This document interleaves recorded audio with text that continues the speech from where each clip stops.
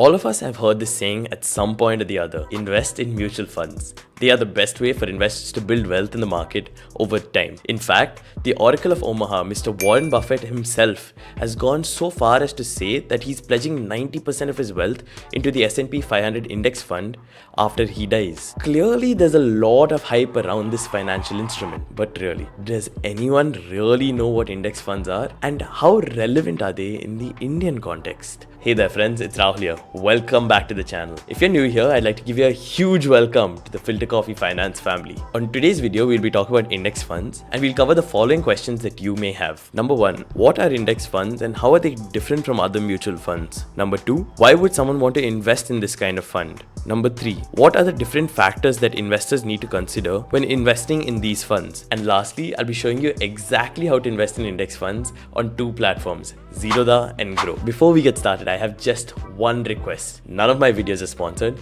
and all of the content that I put out is heavily researched so that you guys get the most value from it. There are 2 types of people who watch my videos. People who have come to the channel for the first time. For you guys, I'm just gonna say, guys, please consider like and subscribing. And if you come here before and you've seen my videos multiple times, what are you doing, man? Like and subscribe to the channel. Let's get started, guys. Before we get into index funds, we need to first talk about what a stock index is. If you guys are familiar with what a stock index is, please skip ahead to this timestamp. But if you're not, here's a very simple example to understand the concept. Stock indices are a collection of companies put together by virtue of their size. Think of the stock index like a full pizza. In this pizza, each individual slice is a company of the index. A bigger company like Reliance or ITC will automatically have a bigger slice of the index than a smaller company such as Tata Motors. In India, we have the Nifty 50, which is a collection of the 50 largest companies in the Indian market. In the US, the most commonly referred to index is the S&P 500. So what are index mutual funds and how are they different from any other type of mutual fund? Index funds, also known as index mutual funds, are a class of passively managed mutual funds. Wait a minute, index funds are mutual funds? Yeah.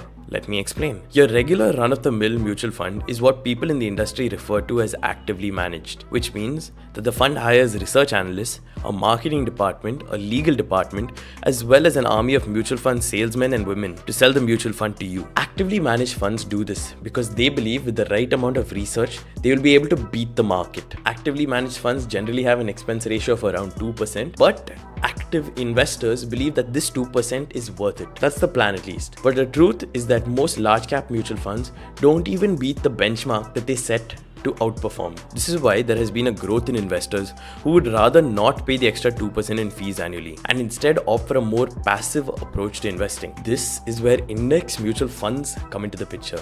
They are not in the game of beating the index because you don't beat something that you're trying to copy. So the next question that you might have is, why would someone want to invest in an index mutual fund? The reason why passive investors prefer investing in index funds is because they are extremely risk averse. Allow me to try and explain how that works with a simple example. Let's say that we have 2 investors, each with 1 lakh or 100,000 rupees. They both invest in the stock market with 2 goals in mind: a primary goal of preserving their money and a secondary goal of beating inflation over 30 years. Investor A, a full-time doctor, decides to do some research and buys 10 blue chip stocks with equal weightage. This means that he invests 10,000 in each company, whereas investor B, also a full-time doctor, decides to put his money into a Nifty 100 index fund. His investment in each of the 100 companies depends on the weightage of each company in the index. By increasing the number of stocks that he owns, what investor B has intentionally done is diversify. He has not put all of his eggs in one basket. If any one of the 100 companies in his portfolio does go bankrupt, it won't result in him losing too much money. This also means that his market performance is directly tied to the question, how does he think India as a country will do over the next 30 to 50 years? Index investing frees up the doctor's time and brain space. He doesn't need to spend his weekends doing research into what stocks Share Khan thinks will outperform the market,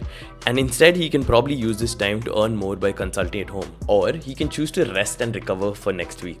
This is another advantage of passive index funds. They free up your time. So, to recap this section, index funds are a class of mutual funds that follow the passive approach to investing. Because the investment approach is passive, they cost you lesser in terms of fees and taxes. They allow you to diversify cheaply, and lastly, they take the guessing out of investing and make it an automatic process to follow. In our next section, we'll talk about the following.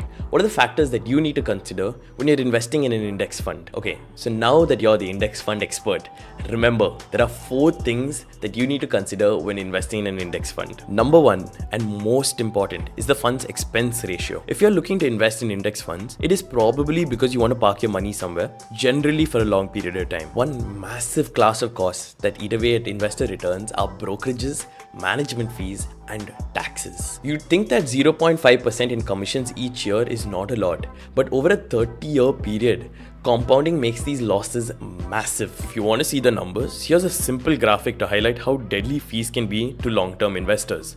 Remember, when playing the index investing game, you're just trying to copy an index, not beat it. Keep those costs as low as you can. Number 2, the fund size. Normally, the size of an index fund wouldn't be an issue in markets like the US, where index investing has been around for ages. But in India, passive investment strategies are yet to catch on. It suggests that you invest in index funds that have a size of at least 500 crores. Why? It again comes down to expenses. The larger the AUM or assets under management of the index fund, the more people that are sharing in the expenses. When it comes to index funds, the cheaper, the better. The third thing to look out for is the tracking error. The mandate of an index fund is to copy an index. Funds usually achieve this by using specialized algos that buy and sell stocks automatically. The tracking error is a way of telling how efficient these algorithms are at following the index. To understand this better, let us take an example. Suppose the Nifty 50 index gained 5% this month, but the net asset value or NAV of our index fund only gained 4.9% in the same period. This difference of 0.1% is the tracking error of the index fund. For funds tracking the Nifty 50 index, if the tracking error is greater than 0.5%, avoid the fund. It's that simple. A high tracking error could signify that the fund has a high expense ratio, is inefficient at handling redemptions, or has problems buying and selling illiquid stocks. Either way, these are all red flags. So finally, how do you go about investing in index funds? Today I'll be showing you how to invest in an index fund, specifically the Axis 100 Nifty Index Fund. I picked this fund simply because it was my first time buying the index, and this fund fulfilled all of the criteria that we discussed before. In the future, if I were to become a regular index investor, I'd try to invest in a low-cost Nifty 500 index fund. But for now, as far as I could tell, there's only one fund house that offers a Nifty 500 index fund, Motilal Oswal. The issue is that with this fund, the expense ratio is actually quite high. Okay, so today we're going to talk about how we're going to buy the Axis 100 Nifty 50 Index Fund. To give a little bit of a context into what we're buying, we'll first look into what is the Nifty 100 Index Fund. The Nifty 100 represents the top 100 companies based on full market capitalization from the Nifty 500, which is the 500 biggest companies listed on the NSE. And the Nifty 100 tracks the behavior of combined portfolios of 2 indices, the Nifty 50 and the Nifty Next 50. We have 2 variants of the index, which is the Nifty 100 Total Returns Index and the Nifty 100 Equal Weight Index. Index rebalancing happens semi-annually, and the weightage and the calculation of the value of the index happens real time whenever markets are trading. So if you want to look at the top stocks in this index, we have Reliance Industries, HDFC, ICICI Bank, HDFC, Infosys, ITC, TCS, so on. You know, the list just goes on. Anyway, I picked the Nifty 100 index. There was no real thinking that went into it. I just didn't want to pick the Nifty 50 index because I felt like that index was biased way too much towards large cap stocks. So anyway, we'll be talking about how to buy mutual funds on 2 platforms. Firstly would be Coin, and the second platform would be Groww. Majority of the viewers have accounts in either of these 2 brokerage accounts. I hope it's useful. I just recently set up an account on Groww. So first off, we'll start off with Kite. So this is the screen that you're directed to. This is effectively the home page of Coin. Once you're here, you can actually check out Nifty 100 Index Fund. So I don't know if it's because of marketing or what, but the Axis Nifty 100 Index Fund is the first one that comes up. But generally speaking, when you're picking an index fund, the wording needs to be very clear. So as far as I can see, there's Axis Nifty 100 Index Fund. There is the HDFC Nifty 100 Index Fund. There's the HDFC Nifty 100 Equal Weight Index Fund, which means that they invest 1% into each individual Nifty 100 company. Then there's the Bandhan Nifty 100 Index Fund. Like all of these funds, I think the list just goes on. But like, as you can see, like these are really, really small funds. We have the HDFC Nifty 100 Index Fund, which is of some notable size, you could say. And there's just Axis Nifty 100 Index Fund. But why I picked the Axis Fund over the HDFC Fund was simply because of the expense ratio. It is that simple, like when we're talking about investing over 30-40 years, This 0.15% versus 0.3% in expenses is huge. It's massive, you know. So if I wanted to buy this now, like all I have to do is click buy, and it gives me an option to choose how much I want to invest. So Grow, confirm, and now I have to just complete the payments. And look at that. I was able to buy the Access Nifty 100 index fund. It's still processing because the orders, what happens is when you buy a mutual fund on a platform like Zerodha, the order is then sent to the fund house, which would in this case be the Access Asset Management Company. They process the orders. On the 5th of July at 4:45 p.m. and on the 6th of July at 8:25 p.m., I have bought 1,000 rupees worth of this index fund. Now the question is, how many units will I be allotted? How is that calculated? From what I understand, the calculation of the units is very simple. It is based on what the net asset value of the index fund is on the 6th of July at 3 p.m. That is the next cutoff date. If I buy the index fund before 3 p.m. on the 6th of July, the cutoff date will be 3 p.m.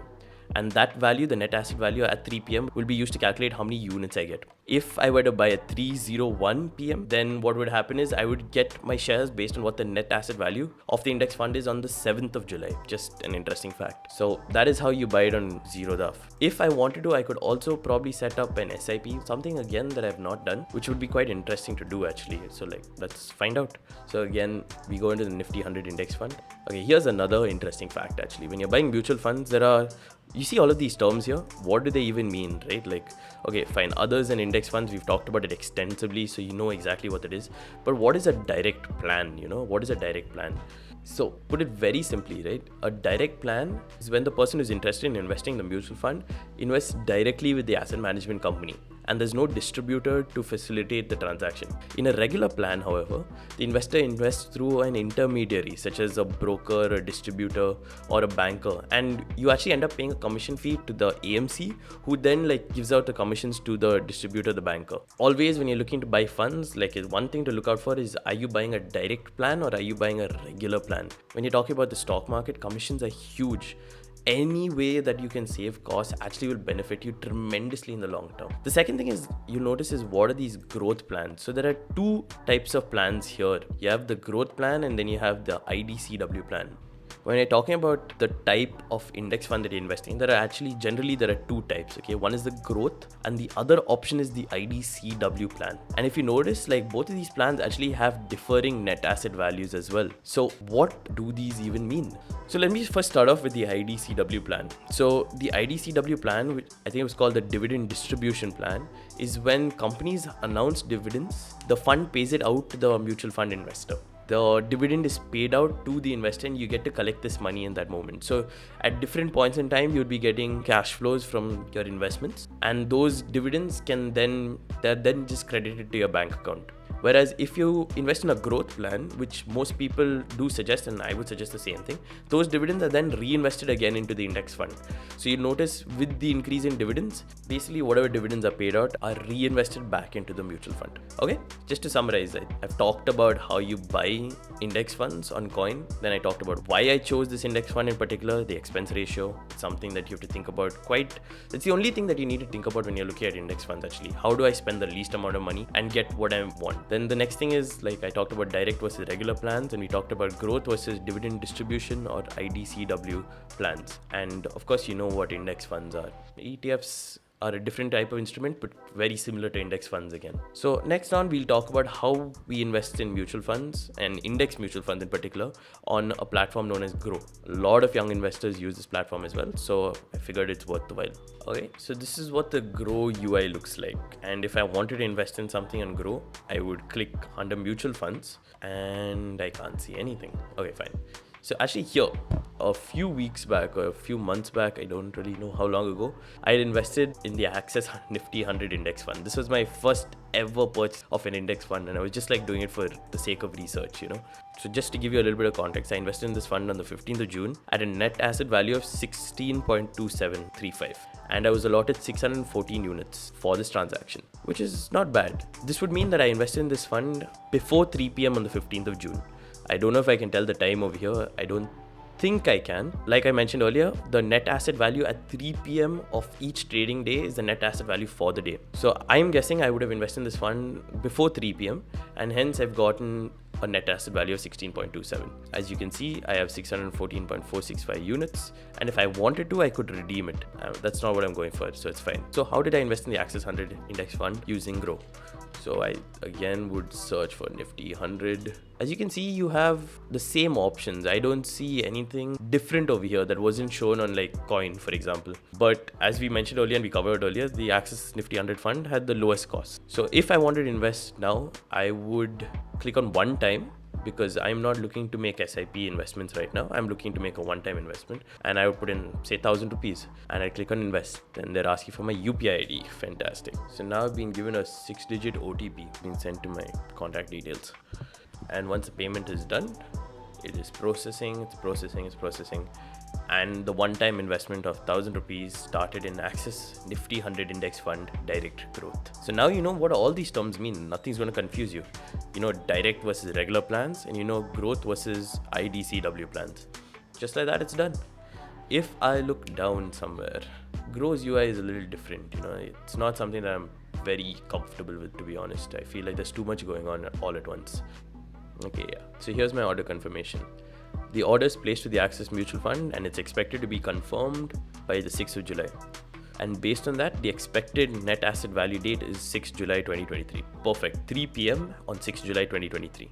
And I guess that would be it, guys. So glad that you joined me on this video. It's a different kind of video. I feel like every week now we're doing something different, you know, which is nice. It's not monotonous. It's not the same thing.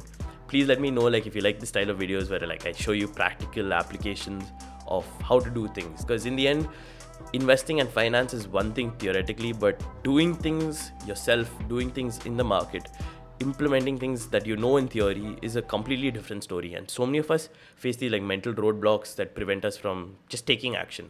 If you enjoyed this video, please like, share and subscribe. And until we meet again, this is FilterCoffeeFinance signing off.